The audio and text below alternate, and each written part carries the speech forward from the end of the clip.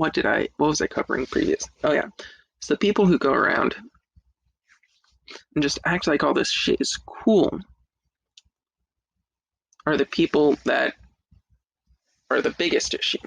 Not the people that go around and go, okay, you know what, I need to chill out for the weekend. It's been a tough week. Let me hit it up my homie and just chill and smoke some weed. The issue comes when there's people going around in public or going around school specifically, or if it's a college going around campus talking about it. Making it sound all cool when honestly the biggest thing is they just need to chill out for the weekend. Come on. There's no reason to make overhype everything. Same with this. Stop making this look cool, okay? Yeah, it's a sleek, nice looking device. Feels good in the hand,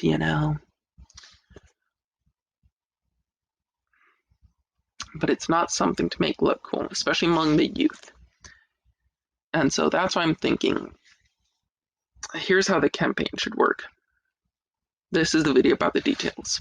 So I'm thinking, every single high school out there, except, well, most of them have an auditorium. If not, they have the gymnasium, which is double service auditorium. Either way, if they have a proper auditorium, that's the best thing. Because I guarantee every high school out there, for the most part, has theater class, has an auditorium. Okay, if they have an auditorium, what you do is you go and you have a presentation in the auditorium. First, you call them the freshman class. You have someone like me who, this is clearly an offer. You have someone like me go up there and speak to the freshmen. Talk about how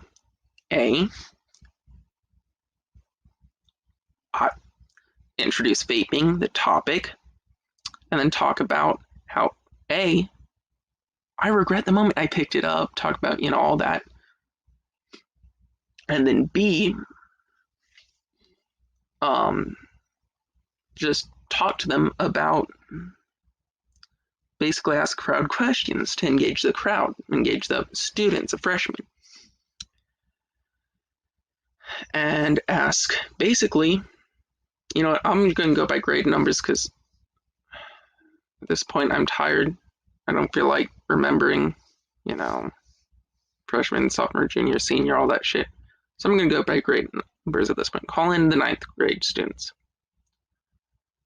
and talk to them about that nonsense. Engage the crowd or the students by asking show of hands, for example, and it'll only be the ones that will want to admit to it. Ask how many in here have ever vaped. Raise of hands. And also hand out pamphlets before you call them to auditorium, because the part I hate the most about stuff like that, when I was at Stafford High especially, was being called into the auditorium and we have no fucking clue what's going on. So make it known weeks in advance what's going on. And the kids, if they raise their hands, aren't going to get in trouble, or none of that. Ask them how many of them have ever vaped, how many of them currently vape, and have a show of hands on how many of them bring their vapes to school. Potentially even call them up on stage and hand them all a flyer that gives a meeting time with the principal and the office. Last block, probably. Have them hand it to their last block teacher. Sit down in the conference room and talk about it. Next, do the 10th grade. Same thing, 11th grade, 12th grade. Get through to the students. Tell them one point you should probably make is that why get addicted to something in the first place? Why start something that you can't stop?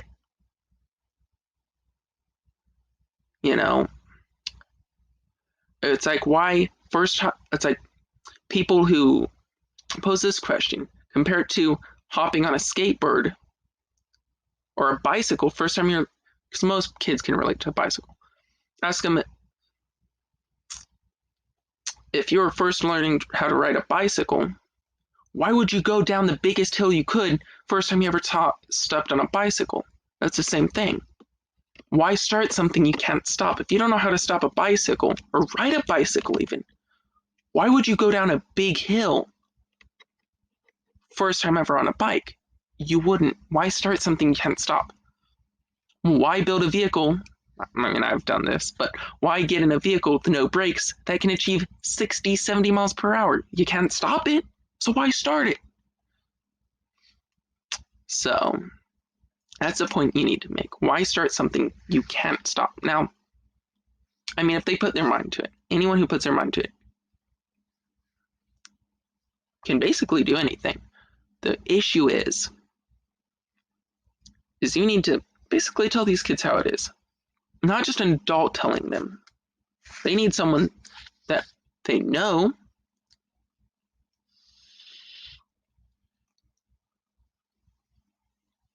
has experience with the topic at hand, similar age group, and someone who isn't just going to be an apparent, like if you have a police officer talking on stage, no one's going to raise their hand, no one's going to talk about it. If I have the principal there next to me, and the principal already knows I have this, and already knows what's going on, and I go and I make a clear statement that this is not cool,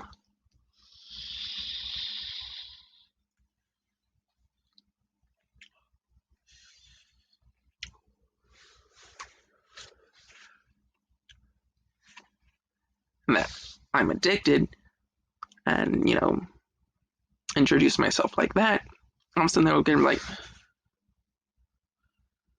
they'll open up a bit more because they'll see not only the principal there allowing this to happen on stage, they'll see the biggest thing is that someone they can relate to, someone they can actually open up to.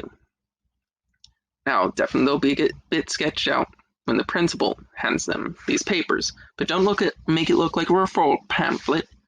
Have a nice pamphlet, not pamphlet, but nice paper, nicely decorated, that tells them to meet them in the office. And teachers should already know what's going on. You should have this all planned out in advance. Kids already have been talked to about it. Kids already know what's going on. And then you come up with a plan. These kids who already are addicted, already regret making the decision in the first place, are now coming up with a plan since they've been there. Quoting Tom McDonald here, they've been there, they've drank those drinks, they've puked in sinks. Since they've been there and done those things, and they're the age range, they know how to get to the people, get to the other students. There aren't those narcs and snitches everyone sees making these videos and these anti-vaping campaigns in the school. And these kids can actually work with the staff members, work with them to come up with a plan. And like I stated, not a campaign that goes, yeah, these kids are already addicted. Can't be doing this shit in school. No. We can't have this happening in school.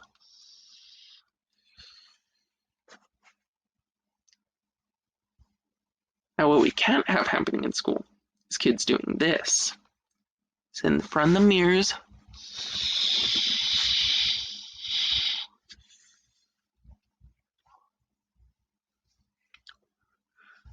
I can't blow O's, but according to smartphone, blowing O's potentially doing dumb shit. And posting that shit in Snapchat, or Instagram, or Twitter. We all know the youth isn't going to be using Facebook, and the most youth do have Facebook accounts use that as appearance to keep their parents in check. I know that because I'm the age and I have friends, you know.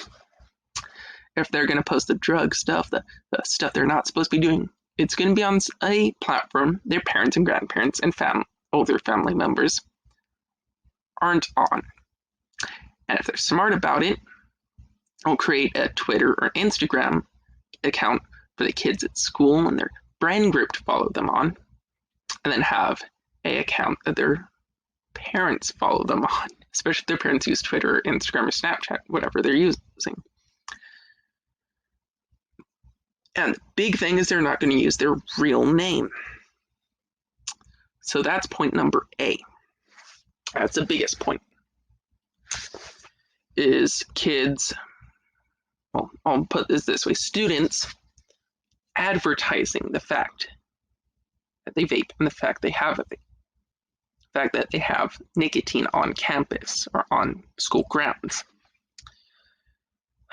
That's the biggest issue I see. Is influencers. Now, if we can cut out influencers, keep these people that would otherwise be influencing them from influencing them, make them influence them the other way. Have these kids work with the staff to influence them the other way. Because prevention is what we're looking at. We're preventing future addicts. And if someone's already addicted to a substance, say nicotine, and you force them not to have it at school all day, so they're having withdrawals. I know this is a matter of fact, if I'm having withdrawals all day, and then I go home and I'm like, finally I can fucking vape, then you know what? I'm going to consume way more nicotine in one sitting than I usually would, which can easily make a addiction worse. That's the same thing that causes relapses to be potentially deadly depending on the drug. Because if they're already using the drug and they're off of it, all of a sudden they're on it again, only did they have that tolerance beforehand that's now gone, and that's the big issue, the relapses. But all of a sudden, they're wanting more of it. And they usually overdose. Relapses are highly related to overdose. Same with having the entire day or potentially more of withdrawal and then going back to it. That's a very, very big no-no. So if you take this away from someone for a day, give it back to them at the end of the day, and continue that cycle, say they're just vaping 3 6-nic at first. They're going to get to the point where the 6-nic doesn't cut it for them anymore. So they're going to move up to 10-nic, 12-nic, 18-nic, 20-nic, 30-nic, 40-nic, 50-nic. And 50-nic, remember, is 10 times as concentrated as a cigarette. So once again, you're making an addiction worse. Since 50-nic is the max they're going to get, and all of a sudden they're going to be doing, well, I'm doing sub-ohming 50-nic. Do not sub-ohm salt nics, period. Bad idea.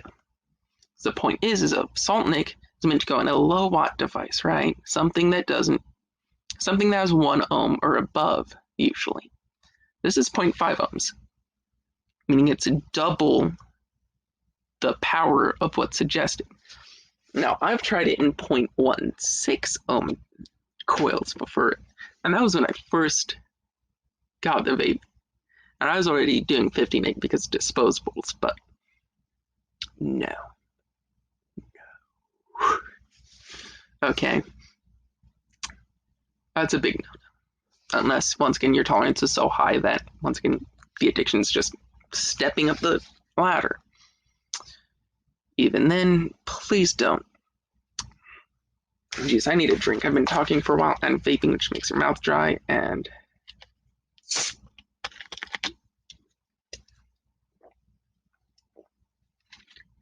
my throat was starting to get sore there. Sprite. Anyway, the point is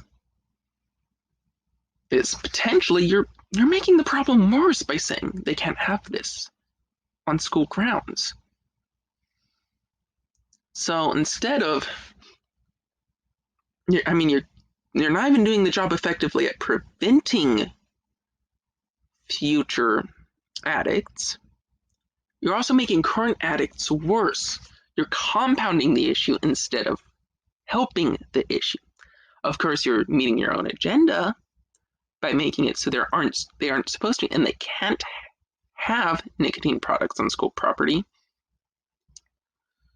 But then because it's not allowed, it's even cooler. Kids are like, look at this, I'm shady. I have something that's not allowed at school.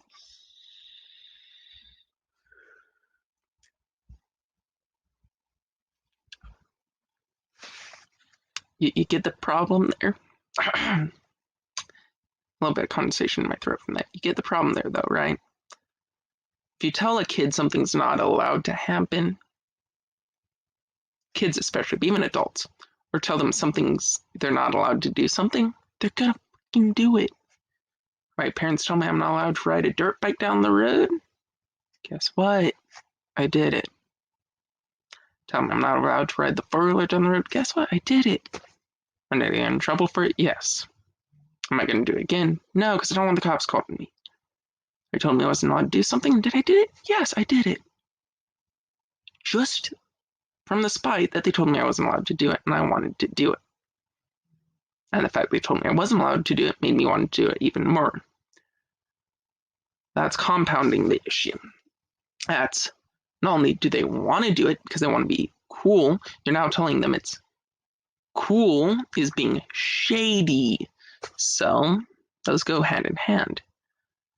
So if it's not allowed and they're doing something that's not allowed, something that's against the rules, then it's shady. Just like those kids that go and graffiti the walls in the bathrooms because it's not allowed, it's illegal, it's shady, it's cool. Just like the kids that go, all that stuff. Because it's legal, it's shady, and because it's shady, it's cool.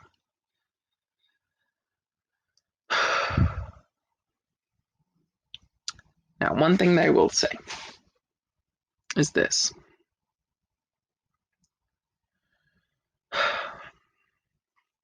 Caffeine. Caffeine, you have nicotine. Similarities and differences.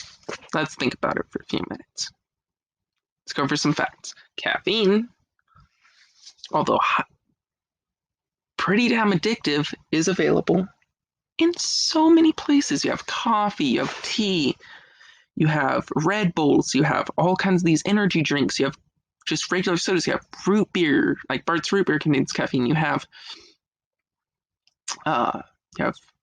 sodas like Mountain Dew, you have all kinds of places to get caffeine from. Caffeine gums, caffeine this, caffeine that, and it's completely unregulated. But one thing you got to realize about caffeine and nicotine, what they have in common, both of them are addictive, both of them are stimulants, so they'll keep you up, they'll do the same task as far as that goes.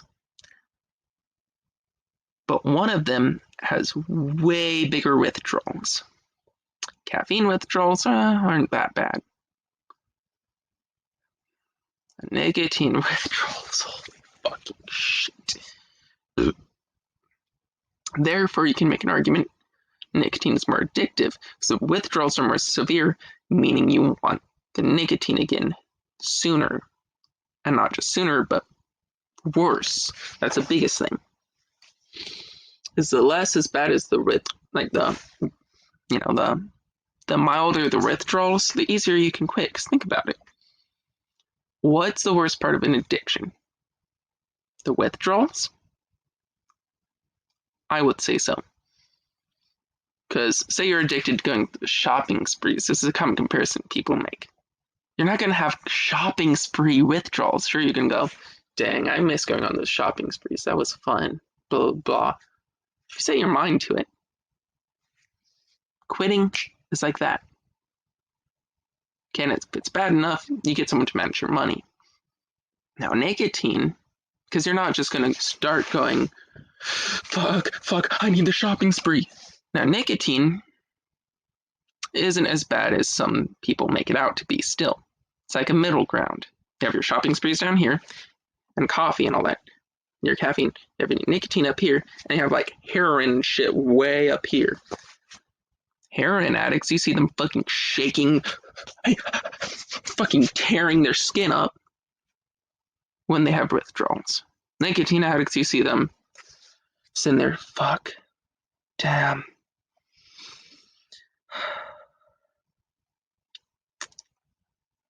Five minutes pass, okay, let me get back to work. 10, 12 minutes, and it goes like this for a week or so, and then it starts getting better, but you still have that thought of wanting nicotine in the back of your mind, but it gets to the point where you can quit cold turkey. Part that makes cigarettes so addictive. Cigarettes, on the other hand, nicotine plays a big role. But then you have all these other chemicals. 6,000. Some studies say 4,000. Some studies say 6,000. I'll stick with the 4,000 number. 4,000 other chemicals in them that not only have, like, on their own, they're not necessarily addictive, but they can increase the rate and level of addiction. Not only that, almost all of them have been shown to cause cancer.